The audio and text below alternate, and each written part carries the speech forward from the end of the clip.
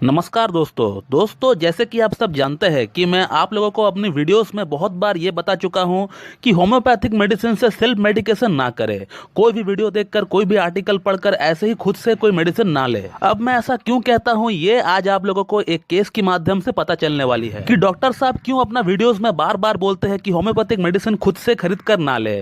और ऐसा बिल्कुल भी ना सोचे कि मैं आप लोगों को डरा रहा हूँ। मेरा आप लोगों को डराने का कोई मकसद नहीं है। मेरा मकसद सिर्फ इतना है कि आप लोगों को मैं होम्योपैथी की रिगार्डिंग एक प्रॉपर आइडिया दे सकूं, ताकि आप लोग उससे अलर्ट हो सके। तो मैं डॉक्टर सुब्रता और आप सभी का फिर से एक बार बहुत बहुत स्वागत है मेरा इस यूट्यूब चैनल होम्योकैट टिप्स पे।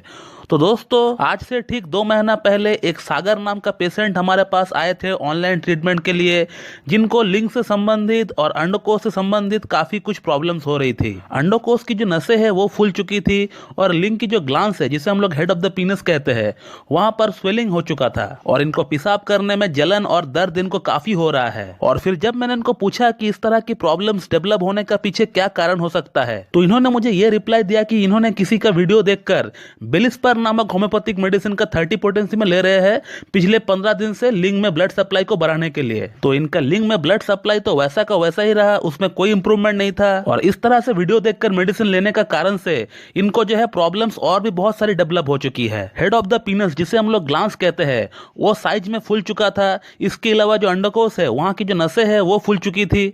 अपना हाथ से वो अपना ग्लांस को और अंडकोश को हाथ तक नहीं लगा पा रहे थे, इतना पेन इनको हो रहा था। और जहां तक मैं जानता हूं, ये जो बेलिस्पर नामक होम्योपैथिक मेडिसिन है, ये इंजुरीज में बहुत बढ़िया काम करती है। जो डीपेस्ट सॉफ्ट टिश्यूज इंजुरीज होती है, शरीर का जो सबसे कोमल अंग होता है, लाइक यूट्रस, ब्रेस्ट, एब्डोमेन, या फिर जहां जहां शरीर में जॉइंट्स है, जहां हमारा शरीर में साइनोवियल फ्लूइड्स पाई जाती है, तो इन सॉफ्ट टिश्यूज में अगर चोट लग जाती है तो फिर इस बेलिस्पर नामक होम्योपैथिक मेडिसिन का बहुत अच्छा रोल देखने को मिलता है इस तरह का केसेस में। इस बेलिस्पर नामक होम्योपैथिक मेडिसिन को हम लोग एक तरह से होम्योपैथिक पेन किलर भी कह सकते हैं। और जहां तक मैं जानता हूं, इस दवा का सेक्सुअल स्पेयर के अंदर कोई भी इसका रोल नहीं है। यह दवा बिल्कुल भी लिंग के अंदर ब्लड सप्लाई को इंक्रीज नहीं करती है। मैंने आज तक नहीं सुना है और ना ही कहीं पढ़ा है कि बेलिस्पर नामक होम्योपैथिक मेडिसिन जो है ये लिंग की ब्लड फ्लो को बढ़ाती है। लेकिन अब इस पेशेंट ने इस मेडिसिन को खाकर अपना प्रॉब्लम को मोल लिया है, तो फिर हम लोग इस कंडीशन में क्या कर सकते हैं इस पेशेंट के लिए। तो जैसे कि बहुत लोग जानते हैं कि होम्योपैथी में जो किताब में दी गई एंटीडोट है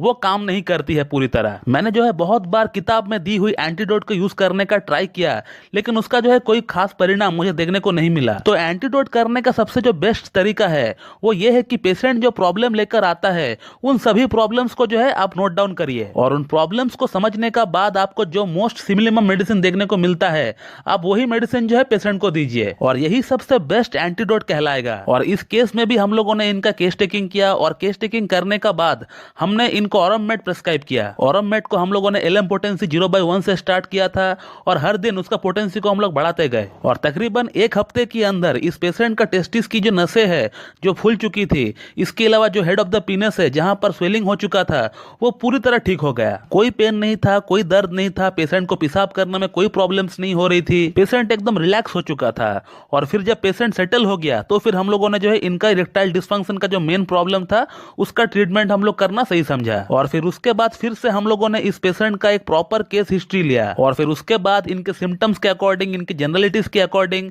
जो मेडिसिन सबसे सही बैठता है इनके लिए, वो था स्टेफिसेग्रिया। और स्टेफिसेग्रिया को भी हम लोगों ने एलएम पोटेंसी में चलाया, और तकरीबन 2 महीने के अंदर इनका जो इरेक्टाइल डिस्फंक्शन की जो प्रॉब्लम थी, लो लिबिडो की जो प्रॉब्लम थी, लो ऑर्गेज्म की जो प्रॉब्लम थी, वो पूरी तरह ठीक हो गया। इनको और कोई भी सेक्स संबंधित प्रॉब्लम नहीं है। और इन्होंने अपना प्रॉब्लम के रिगार्डिंग मुझसे क्या लिखा है वो आप पढ़ सकते हैं, मैं इसका स्क्रीनशॉट लगा देता हूं। और अभी भी इनका ट्रीटमेंट हमारे पास चल रहा है, और 1-2 महीने के अंदर इनका प्रॉब्लम पूरी तरह सॉर्ट आउट हो जाएगा। तो दोस्तों, होम्योपैथिक मेडिसिन सेफ तो होती है, लेकिन वो सेफ तब तक होती है जब तक आप किसी एक डॉक्टर के गाइडेंस में उस मेडिसिन को यूज कर रहे हैं। तो अगर आप ऐसे ही कोई वीडियो देखकर, कोई आर्टिकल पढ़कर खुद से अगर मेडिसिन खाएंगे, तो फिर इस तरह की प्रॉब्लम आपका अंदर होना बहुत ही ऑब्वियस सी बात है। और इसीलिए मैं आपको बार बार कहता हूं कि कोई भी मेडिसिन आप खुद से बिल्कुल भी ना ले। मैं इससे पहले भी एक होम्योपैथिक एग्रावेशन का केस आप लोगों से ऑलरेडी शेयर कर चुका हूं, और मेरा ये वीडियो बनाने का मकसद सिर्फ इतना है कि मैं आप लोगों को अलर्ट कर सकूं, ताकि आप लोगों में से कोई भी इस तरह की गलतियां ना करे। तो दोस्तों, मैं इस वीडियो को यहीं पे एंड करता हूं। So thank you very much and have a good.